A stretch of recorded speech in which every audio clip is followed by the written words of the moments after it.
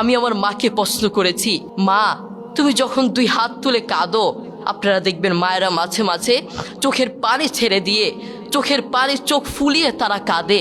আমি আমার মাকে প্রশ্ন করেছি, মা তুমি যখন দোয়া করো তখন তুমি বলো তুমি সবার আগে কার জন্য দোয়া করো? সেই মা কি বললেন জানেন? সেই মা কি উত্তর দিলেন জানেন? আরে বাপ, তুই জানতে চাস আমি যখন দোয়া করি, আমি যখন দুই হাত তুলে দোয়া করি, আমি আমার রোগের কথা ভুলে যাই, আমি আমার সমস্যার কথা ভুলে যাই, আমি সবার কথা ভুলে গিয়ে আমি যখন দোয়া করি আগে তোর জন্য দোয়া করি, আমার সন্তানের জন্য দোয়া করি। আল্লাহু আকবার। দেখেছেন মায়ের প্রতি আমাদের কোনো ভালোবাসা নেই। মুহাম্মদ সাল্লাল্লাহু আলাইহি ওয়াসাল্লাম একবার ওমর রাদিয়াল্লাহু তাআলা আনহুকে ডেকে বললেন, শোনো ওমর, হজ করতে ওয়াইস কারনী নামক একজন ব্যক্তি আসবে, তুমি তার কাছে দোয়া চেও।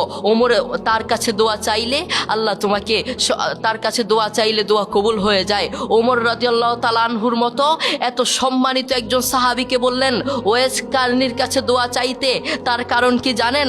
তার কারণ হচ্ছে ওয়াইস কারনী মায়ের খেদমত করতে করতে, মাকে সম্মান করতে করতে, মায়ের দোয়া নিতে নিতে এমন পর্যায়ে চলে গেছে আল্লাহ দুনিয়াতেই তাকে সম্মান দান করেছেন। আল্লাহু আকবার। দেখেছেন, এই জন্য ওমরের মতো সাহাবীকে বললেন ওয়াইস কারনীর কাছে দোয়া চাইতে। করোনা হওয়ার পরে, করোনার কথা মনে আছে? করোনা হওয়ার পরে আপনারা দেখেছেন বন্ধুর কাছে যায় নাই, প্রতিবেশী আরেক প্রতিবেশীর কাছে যায় নাই, স্বামী স্ত্রীর কাছে যায় নাই।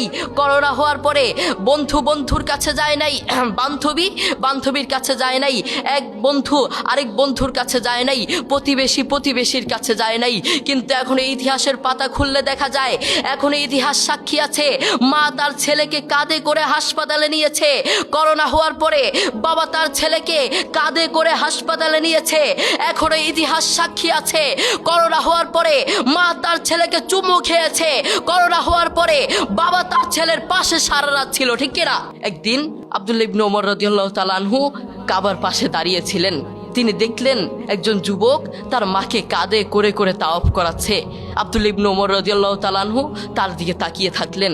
এরপর যুবকটি আব্দুল্লাহ ইবনে ওমর রাদিয়াল্লাহু তাআলা আনহুর কাছে এসে বললেন, আমি কয়েকটা বছর এভাবে আমি আমার মাকে কাঁধে করে বেড়াই, আমি আমার মাকে বাথরুমে নিয়ে যাই কাঁধে করে, আমি আমার মাকে খাওয়াতে নিয়ে যাই কাঁধে করে, প্রত্যেকটা জায়গায় আমি আমার মাকে এভাবে কাঁধে করে নিয়ে যাই। আপনি বলুন, আপনার কাছে আমার প্রশ্ন, আমি কি আমার মায়ের হক আদায় করতে পেরেছি?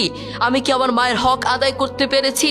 আব্দুল্লাহ ইবনে ওমর রাদিয়াল্লাহু তাআলা আনহু কি বললেন জানেন? তোমার মা তোমাকে জন্ম দেওয়ার সময় কয়েক হাজার কষ্টের নিঃশ্বাস ছেড়েছে। তুমি যদি সেই কয়েক হাজার কষ্টের নিঃশ্বাস থেকে একটি কষ্টের নিঃশ্বাসের হক আদায় করার জন্য কিয়ামত পর্যন্ত তোমার মাকে এভাবে কাঁধে করে বয়ে বেড়াও, কিয়ামত পর্যন্ত একটা কষ্টের নিঃশ্বাসের হক আদায় করতে পারবে না। আল্লাহু আকবার।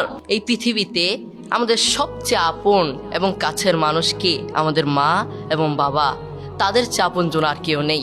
আমাদের উচিত তাদের সাথে সুন্দর ব্যবহার করা, তাদের সাথে সুন্দর আচরণ করা। বন্ধু, আমি তোমাকে বলতে চাই, সব সময় মায়ের পাশে থাকার চেষ্টা করবা, মায়ের খেদমত করার চেষ্টা করবা, মাকে সহযোগিতা করার চেষ্টা করবা। কখনো একটা কাজ করবা না। সেই কাজটা কি?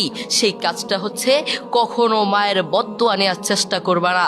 বন্ধু মনে রেখো, দোস্ত মনে রেখো, মায়ের বদদোয়া নিয়েছো মানে তোমার পুরো লাইফ নষ্ট হয়ে যাবে, পুরো জীবন নষ্ট হয়ে যাবে। মনে রেখো, রাইফেলের গুলি মিস হতে পারে, মায়ের বদদোয়া মিস হতে পারে না, ঠিক কিনা? এই জন্য মায়ের কাছ থেকে কখনো বদদোয়া নেওয়া যাবে না। রাজি আছি ইনশাল্লাহ? আমরা কখনো মায়ের কাছ থেকে বদদোয়া নিব না, সবসময় দোয়া নেওয়ার চেষ্টা করব। তুমি যদি মায়ের কাছ থেকে দোয়া নাও, আল্লাহ সুবহানাহু ওয়া তাআলা তোমাকে দুনিয়াতেই আল্লাহর দয়ায় সম্মানিত করে ফেলবেন।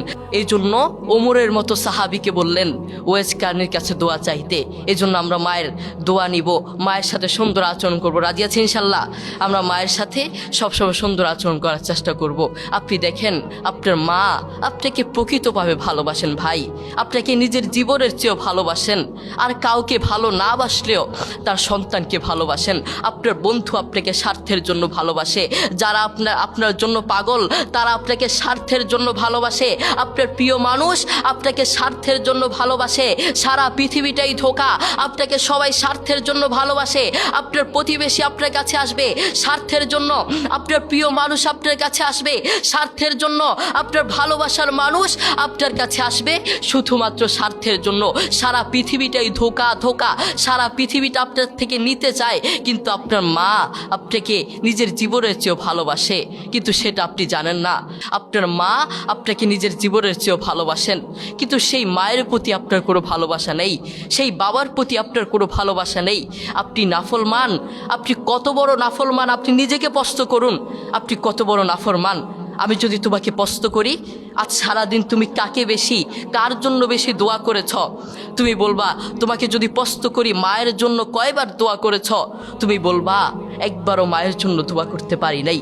আমি যদি তোমাকে প্রশ্ন করি আজ সারাদিন কয়বার, আজ একটা মাস চলে গিয়েছে, যারা মা আছেন বাবা আছেন আপনাদের সন্তানদেরকে ডেকে প্রশ্ন করবেন, বাবা আজ তো একটা মাস চলে গেল, আজ তো একটা বছর চলে গেল, কয়েকটা বছর চলে গেল, তুমি বলো তুমি কার জন্য দোয়া করেছ? তোমার মা আমি আমার জন্য দোয়া করেছ? তোমার বাবা আমি আমার জন্য দোয়া করেছ? সন্তান কি বলবে জানেন? আমি মা দুঃখের বিষয়, আপনার জন্য আমি দোয়া করতে পারি নাই, বাবা আপনার জন্য আমি দোয়া করতে পারি নাই। কি সন্তান আপনি জন্ম দিলেন, যেই সন্তান আপনার জন্য দোয়া করতে পারে না ওটা সন্তান হতে পারে না। ওটার মতো নাফরমান আসমানের নিচে জমিনের উপরে আর একটা হতে পারে না, ঠিক কিনা? যেই সন্তান তার মায়ের জন্য দোয়া করতে পারে না ওটা কিসের সন্তান হলো? এই জন্য আমরা সবসময় মায়ের খেদমত করার চেষ্টা করব, মায়ের কাছ থেকে দোয়া নেওয়ার চেষ্টা করব। বন্ধু তুমি জানো, যুবক তুমি জানো, তোমার মা তোমাকে জন্ম দেওয়ার সময় কত কষ্ট করেছেন, সেই মায়ের জন্য তুমি দোয়া করতে জানো না। আমি আমার মাকে প্রশ্ন করেছি, আমার বাবা আমার দাদুকে প্রশ্ন করেছে, মা তুমি যখন দুই হাত তুলে কাঁদো, আপনারা দেখবেন মায়েরা মাঝে মাঝে চোখের পানি ছেড়ে দিয়ে চোখের পানি চোখ ফুলিয়ে তারা কাঁদে। আমি আমার মাকে প্রশ্ন করেছি, মা তুমি যখন দোয়া করো তখন তুমি বলো তুমি সবার আগে কার জন্য দোয়া করো? সেই মা কি বললেন জানেন? সেই মা কি উত্তর দিলেন জানেন? আরে বাপ তুই জানতে চাস, আমি যখন দোয়া করি, আমি যখন দুই হাত তুলে দোয়া করি, আমি আমার রোগের কথা ভুলে যাই, আমি আমার সমস্যার কথা ভুলে যাই, আমি সবার কথা ভুলে গিয়ে আমি যখন দোয়া করি আগে তোর জন্য দোয়া করি, আবার সন্তানের জন্য দোয়া করি। আল্লাহু আকবার। দেখেছেন মায়ের প্রতি আমাদের কোনো ভালোবাসা নেই। সেই মা আমাদের জন্য দেখেছেন কত কষ্ট করেন, সেই মা আমাদের জন্য সারা রাত দিন রাত 24 ঘন্টা আমাদের জন্য ভাবেন, কিন্তু সেই মায়ের প্রতি আমাদের কোনো ভালোবাসা নেই। আপনার মা আপনাকে জন্ম দেওয়ার সময় কত কষ্ট করেছেন আপনি জানেন? বর্তমান বিজ্ঞানীরা কি বলেছেন? বর্তমান বিজ্ঞানীরা বলেন একজন সুস্থ মানুষকে, একজন জীবন্ত মানুষের হাত পা ধরে ভেঙে দিলে একজন জীবন্ত মানুষ যতটুকু কষ্ট পায়, একজন মা তার চেয়েও বেশি কষ্ট পায় তার সন্তানকে জন্ম দেওয়ার সময়। আল্লাহু আকবার। এরপরেও কেন আমাদের মায়ের প্রতি ভালোবাসা নেই? কেন আমাদের মায়ের প্রতি ভালোবাসা নেই?